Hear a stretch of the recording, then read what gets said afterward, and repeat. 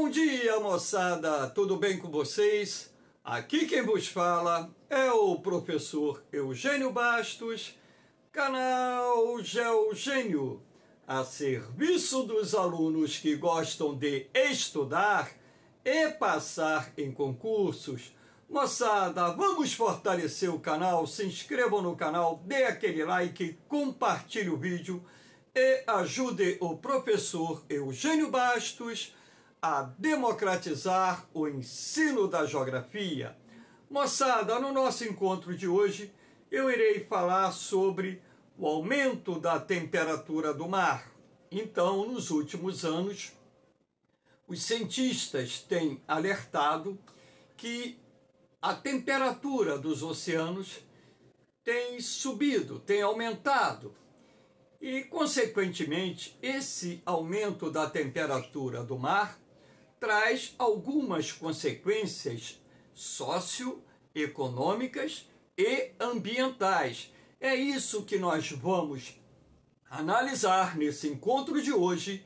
E caso haja alguma dúvida, deixe a sua pergunta na parte dos comentários, que eu terei o máximo prazer de respondê-la. Então, moçada, para dar início ao nosso encontro, nada melhor do que mostrar essa imagem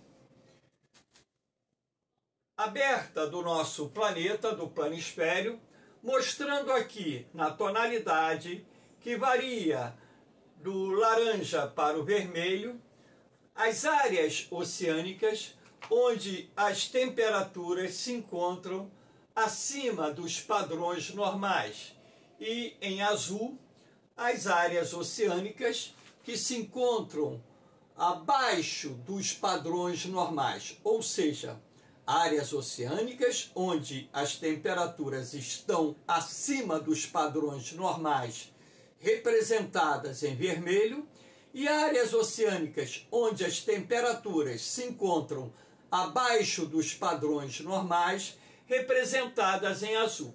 Então, como vocês podem perceber, na maior parte dos oceanos, a temperatura se encontra acima dos padrões normais.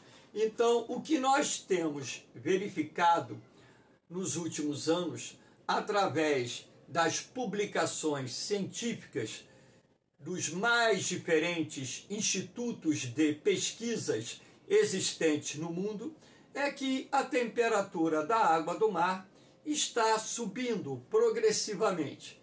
Claro que a gente pode estabelecer uma relação em cima do aumento da temperatura média da atmosfera, naquilo que nós chamamos de aquecimento global. Então, a partir do momento em que a temperatura média do planeta está subindo, a temperatura do ar, consequentemente, há de se convir que a temperatura dos oceanos também tende a aumentar, porque uma coisa acaba estando atrelada à outra. Se você tem uma temperatura do ar mais elevada, consequentemente, essa temperatura do ar mais elevada vai ajudar no aumento da temperatura do mar, assim como uma temperatura do ar mais baixa iria contribuir para a redução da temperatura da água do mar. O que nós vamos analisar aqui, quais seriam os fatores responsáveis por esse aumento da temperatura da água do mar? Nós já vimos, entre linhas, que o aquecimento global está direta e indiretamente relacionado ao aumento da temperatura das águas oceânicas. Todavia, existem outros fatores que estão contribuindo para que essa temperatura das águas oceânicas aumente. Aqui nós temos, por exemplo, um gráfico cuja ideia é mostrar a vocês que no ano de 2023, a temperatura do mar atingiu um recorde, 21,1 graus Celsius, ou seja, essa temperatura foi a mais alta registrada desde que o homem começou a fazer as medições nas mais diferentes regiões do planeta. O que eu estou querendo mostrar a vocês é que essa temperatura é uma temperatura média. Aí vocês podem me perguntar, mas professor, como pode-se obter a temperatura média dos oceanos? Ora, através de boias com termômetros, através dos navios de pesquisa, através dos instrumentos instalados em vários pontos dos oceanos, medindo a temperatura e, consequentemente, em cima de um grande número de dados que são coletados diariamente, mensalmente, anualmente, você consegue estabelecer um padrão médio. Agora, professor, esse padrão médio é 100% correto? A gente pode até considerar que o padrão médio não reflita 100% a realidade da temperatura média dos oceanos. Mas também não podemos negar que essas temperaturas que são medidas em diferentes pontos dos oceanos nos dão instrumentos ou meios capazes de avaliar o comportamento da variação da temperatura do mar ao longo dos anos, ao longo dos meses, e isso permite também analisar o que está acontecendo com os oceanos e, consequentemente, o que está gerando esse aquecimento e quais seriam as consequências advindas desse aquecimento da temperatura da água do mar. Aqui nós temos um outro padrão, já em junho de 2023, aqui 14 de junho, o gráfico anterior foi do dia 21 de abril. Então aqui você pode perceber que a temperatura caiu um pouquinho, está 20,87, o padrão médio, né? Há de se destacar que no hemisfério sul é inverno, onde há um predomínio de águas oceânicas, então, consequentemente, se no hemisfério sul nós estamos na estação do inverno, pressupõe-se que a temperatura da água do mar nessa época do ano diminua. Então, em função disso, com a aproximação do inverno, aqui 14 de junho, o inverno começou dia 21 de junho, a temperatura da água do mar já se encontrava num padrão abaixo da temperatura média da água do mar no mês de abril. Agora, a tendência é que a partir de agosto, setembro, haja uma possibilidade real dessa temperatura média da água do mar subir, porque aí nós temos a aproximação da primavera e uma melhor distribuição da radiação solar sobre a superfície do planeta, possibilitando o maior aquecimento das águas dos oceanos localizados no hemisfério sul, o que certamente vai contribuir para a elevação dos padrões da temperatura média dos oceanos. Agora, pode ficar acima daquilo que foi registrado em abril? Acredito que sim, até mesmo porque nós temos um El Niño de forte intensidade em formação no Oceano Pacífico e, em função disso, as previsões feitas por renomados cientistas indicam que há uma probabilidade real do ano de 2023 registrar a maior temperatura média do planeta até então verificada pela sociedade moderna, ou seja, pelo homem moderno. Ora, se a temperatura média do planeta vai atingir um patamar mais elevado, isso pode antever que o processo também irá ocorrer nas águas oceânicas. Portanto, esse recorde de temperatura que foi registrado no mês de abril poderá se repetir, poderá ser batido nos próximos meses, na medida em que o El Niño ele contribua para o aumento da temperatura média global da atmosfera, com reflexos na temperatura média global dos oceanos. Aqui nós temos, por exemplo, algo que chamou muita atenção da comunidade científica internacional que foi a temperatura da água do Atlântico Norte. Agora, nos meses de abril, maio, junho, essa temperatura ficou bem acima dos padrões normais. Então aqui você tem, por exemplo, o noroeste da África. Essa região aqui é banhada pela corrente fria das Canárias. Repare que as águas aqui estavam bem mais aquecidas. Repare que no Mediterrâneo Ocidental as águas já estavam bem aquecidas, com padrão bem acima do normal. O mesmo acontecendo no litoral da Europa Ocidental. E essa elevação da temperatura também se estendeu até as proximidades da Islândia, da Groenlândia e também nas proximidades do Canadá. A parte azulada refletindo aqui temperaturas abaixo daquele padrão normal. Então, o que está, ou o que provocou, está provocando esse aumento de mais de 1 grau da temperatura média do Oceano Atlântico na sua porção setentrional, ou seja, na sua porção norte. Então, os cientistas estão procurando desvendar o porquê dessa temperatura ter subido bem acima da temperatura média registrada anos atrás. Então, um dos fatores responsáveis por isso, de acordo com os cientistas, eu não sou cientista, que fique bem claro, seria a nuvem de poeira resultante das tempestades de areia que se formam no deserto do Saara. Então, de acordo com os cientistas, essa intensidade dessas nuvens de poeira derivadas das tempestades de areia que ocorrem no deserto do Saara tem diminuído. Ora, aí vocês poderiam me perguntar, mas professor, o que tem a ver essa nuvem de poeira procedente do deserto do Saara com a temperatura da água do mar?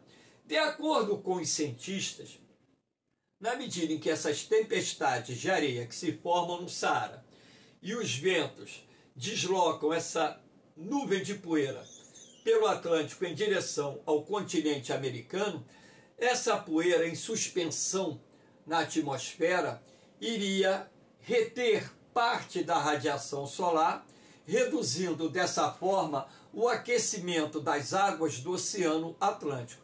Então, como os cientistas que estão monitorando esse processo têm dito que a frequência dessas tempestades de areia lá no Saara tem diminuído e que o anticiclone dos Açores, um centro de alta pressão que se forma nas imediações do arquipélago dos Açores, ele foi deslocado para o sudoeste, a incidência ou frequência dessas tempestades de areia que levam poeira para a atmosfera que está sobre o Oceano Atlântico diminuiu. E na medida em que isso acontece, a quantidade de poeira que está contida na atmosfera procedente do deserto do Saara também diminui, permitindo dessa forma que a radiação solar atinja a superfície do Oceano Atlântico com maior intensidade. Se a radiação solar atinge a superfície do oceano com maior intensidade, há de se convir que haverá um maior aquecimento da temperatura da água do mar, o que seria, segundo alguns cientistas, um dos fatores responsáveis pela elevação da temperatura do Oceano Atlântico na sua porção setentrional. Aqui nós temos o papel da poluição e do efeito estufa no aquecimento do mar. Aí vocês vão me perguntar, mas professor, o que tem a ver a poluição atmosférica com o aumento da temperatura das águas oceânicas? Ora, para e pensa. A partir do momento em que o homem, a cada ano, lança milhões de toneladas de gases do efeito estufa na atmosfera, principalmente o dióxido de carbono, a atmosfera ela acaba retendo maior quantidade de radiação infravermelha, calor, que é irradiado pela superfície da Terra, potencializando dessa forma aquilo que nós chamamos de efeito estufa. Então, se o aumento da poluição contribui para a potencialização do efeito estufa, que, porventura, promove maior retenção da radiação infravermelha, contribuindo dessa forma para o aumento da temperatura do ar, consequentemente, se a temperatura do ar fica mais elevada, há de se entender que a temperatura da água do mar também irá subir, ficará mais aquecida, ficará mais elevada. Um outro fator que a gente tem que destacar são as consequências desse aumento da temperatura do mar numa escala planetária, numa escala global. Então, estou colocando aqui essas imagens da Antártida no dia 28 de fevereiro de 2015. A parte branca azulada clara reflete a camada de gelo que circunda a Antártida. E aqui, no dia 28 de fevereiro de 2023, repare que a camada de gelo que circunda a Antártida, ou seja, as geleiras marinhas, que nós chamamos até de banquisa, aquela camada de gelo que recobre os oceanos nas imediações dos polos norte e sul, repare que o gelo marinho recuou substancialmente quando comparado aos dados de 2015, que na época, inclusive, teriam registrado a menor cobertura de gelo marinho no entorno da Antártida. Então, em relação a 2015, que até então tinha registrado o recorde de recuo do gelo marinho na região do entorno da Antártida, o ano de 2023 registrou um recuo de mais de 2 milhões de quilômetros quadrados de gelo marinho, em comparação à quantidade de gelo marinho que se encontrava no entorno da Antártida no ano de 2015. Então, esse degelo excepcional que ocorreu no início desse ano já estava alertando a comunidade científica sobre um processo que está sendo verificado já há alguns anos sobre o aumento do ritmo ou da velocidade de derretimento das geleiras que se encontram não só no entorno da Antártida, assim como também na região do Ártico. Até mesmo as geleiras que circundam a Groenlândia, elas têm encolhido isso. As pesquisas científicas têm demonstrado, através de dados que frequentemente são publicados pelas mais renomadas instituições de pesquisa existentes no mundo. Agora, na medida em que as geleiras aumentam, o derretimento das geleiras aumenta, então você repare aqui, o recuo do gelo marinho em 2023, repare que nós tivemos a menor quantidade de gelo marinho até então, registrada pelo homem. Repare que foi, em relação ao último recorde, 11% inferior.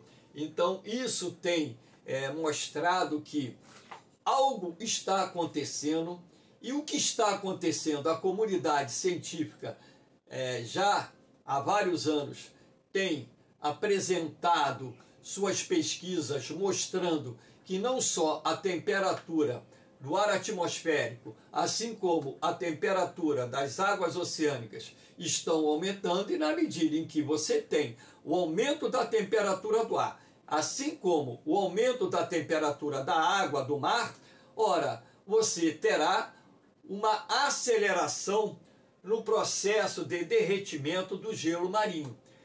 O gelo marinho derretendo, isso não traz assim, em tese, implicações sérias para as zonas costeiras, até mesmo porque é trocar 6 por meia dúzia. Então, o derretimento do gelo marinho não vai contribuir para a elevação do nível do mar, mas há que se destacar um aspecto. Na medida em que o gelo marinho recua, derrete, as geleiras que se encontram em terras emersas, não só na Antártida, na Groenlândia, como também em outras áreas, sobretudo acima dos círculos polares ártico e antártico, o ritmo de derretimento aumenta e, consequentemente, a partir do momento em que esse ritmo de derretimento das geleiras aumenta, até mesmo porque o fluxo do gelo que está em terras emersas em direção às águas oceânicas aumenta, acelerando o processo do derretimento do gelo que se encontra em terras emersas e, na medida em que esse processo se acelera, o resultado é o aumento progressivo do nível do mar. Então, isso vai gerar o quê? O avanço do mar. O avanço do mar, ele é provocado não só pelo derretimento das geleiras que se encontram em terras emersas, assim como, pelo aumento da própria temperatura da água do mar. Então, ora, quando a água se aquece, ela tende a se expandir. Então, a partir do momento em que a água ela tende a se expandir, o nível dos oceanos tende a aumentar com uma temperatura cada vez maior, que seria um dos fatores responsáveis pela elevação do nível do mar. Então, a elevação do nível do mar, na verdade, tem várias causas, né? As causas naturais, né? Que estão atreladas à variação da temperatura global ao longo da história do nosso planeta, o movimento tectônico, né? Nós temos áreas de subida e áreas de descidas de grandes massas continentais, que a gente chama de movimento epirogenético. Você tem também áreas vulcânicas, áreas sísmicas ativas que podem provocar a elevação do nível do terreno. E a gente sabe que isso acontece, assim como também, através da acomodação das próprias placas tectônicas, áreas que estão emersas podem ficar submersas. O que eu estou querendo fazer com que vocês entendam é que o aumento da temperatura da água do mar, por si só, já vai causar uma suave elevação do nível do mar. Só que o aumento da temperatura da água do mar, somado com o aumento da temperatura do ar atmosférico, acelera o processo de degelo, do descongelamento das geleiras localizadas em terras emersas e também geleiras marinhas. Só que o derretimento das geleiras em terras emersas acaba influindo no quantitativo de água que ingressa nos oceanos, provocando também dessa forma a elevação do nível do mar, e na medida em que o mar avança, as zonas costeiras vão sendo cada vez mais erodidas e há uma tendência natural do homem ou tentar proteger essas zonas costeiras colocando pedras para deter o avanço do mar, ou simplesmente, o homem procurar se deslocar, migrar dessas zonas costeiras que estão sendo invadidas pelo mar para as áreas mais altas, como forma de proteger suas famílias, enfim. Só que isso aqui causa um prejuízo enorme. Muitas praias em várias regiões do planeta estão sofrendo com esse processo do avanço do mar. Claro que esse avanço aqui ocorreu durante um período de ressaca, mas esses períodos de ressaca, com a elevação gradativa do nível do mar, tem potencializado o processo de erosão costeira, e o resultado é que muitas áreas litorâneas estão se perdendo em função do avanço do nível do mar, praias estão sendo engolidas pelos oceanos, enfim. Isso está acontecendo nas mais diferentes regiões do mundo. Também uma outra consequência desse processo é o aumento da incidência de furacões. Lembrando que furacões, eles se formam sobre os oceanos quando a temperatura da água do mar está acima de 26 graus e sobre uma determinada área oceânica aquecida, você tem uma queda acentuada da pressão atmosférica, formando ali uma célula de baixa pressão bastante intensa, que vai permitir a formação das nuvens do tipo cumulonimbus.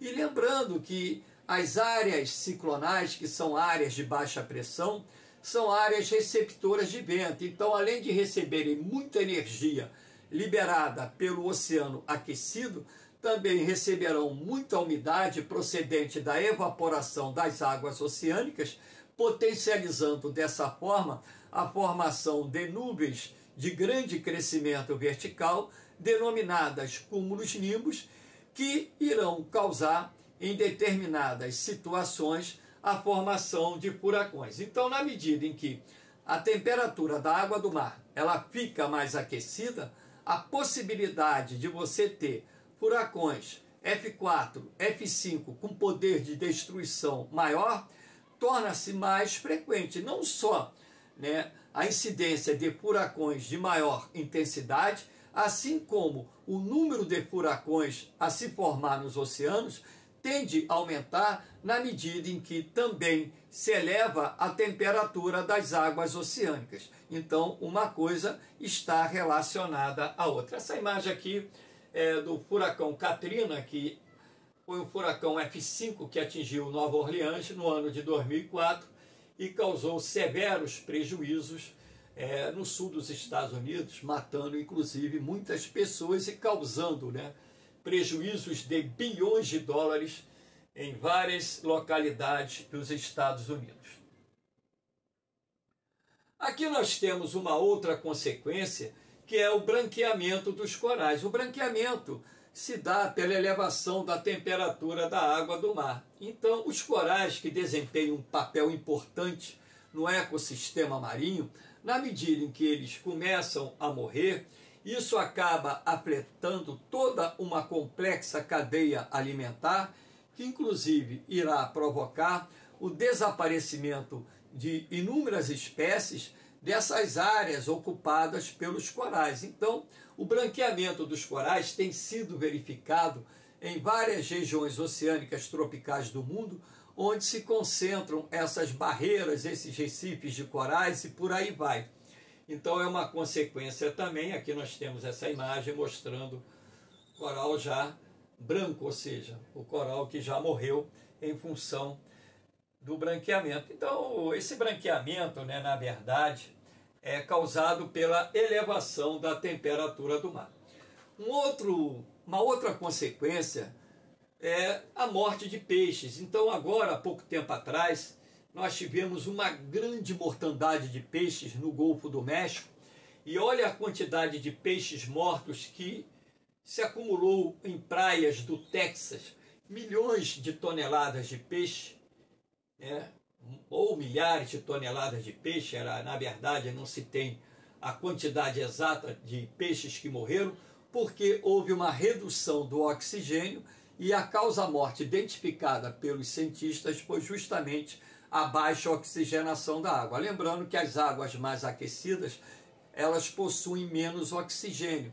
Então, dependendo da temperatura da água do mar e a taxa de oxigênio encontrada nessa água, isso pode gerar mortandade de peixe, como aconteceu aqui nessa região do Golfo do México, nas praias do Texas. E é um problema que vem se repetindo em outras partes do mundo. De vez em quando a imprensa tem noticiado fatos como esse. Lembrando que a mortandade de peixe também pode ser causada pela eutrofização da água, tá? Não é só pela temperatura da água do mar, não. Também pela eutrofização, pela proliferação das cianobactérias, proliferação de determinados tipos de algas. Isso também pode provocar a mortandade de peixes.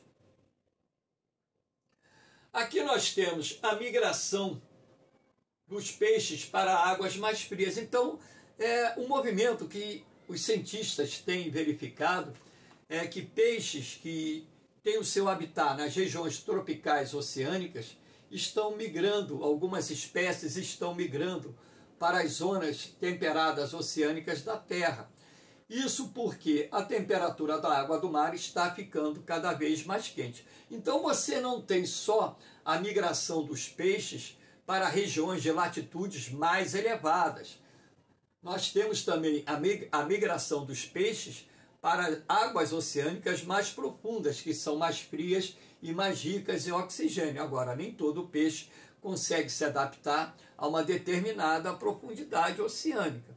Então, na medida em que você tem o aumento da migração dos peixes, por exemplo, que habitam zonas tropicais oceânicas para zonas temperadas oceânicas, você tem a invasão de espécies que não são nativas daquela área, e isso pode também gerar um desequilíbrio no meio ambiente e afetar inúmeras espécies nativas de peixes que habitam essas águas oceânicas temperadas, assim como também pode afetar, né, esses peixes procedentes das regiões tropicais que estão migrando para as regiões temperadas dos oceanos.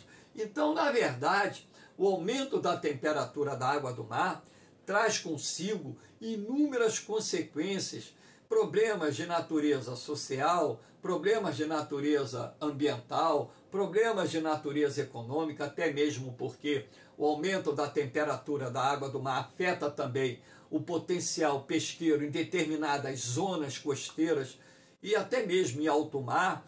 Isso acaba causando prejuízos para a indústria pesqueira, prejuízos para a pesca artesanal e por aí vai. Então, na verdade, o que nós precisamos entender é que precisamos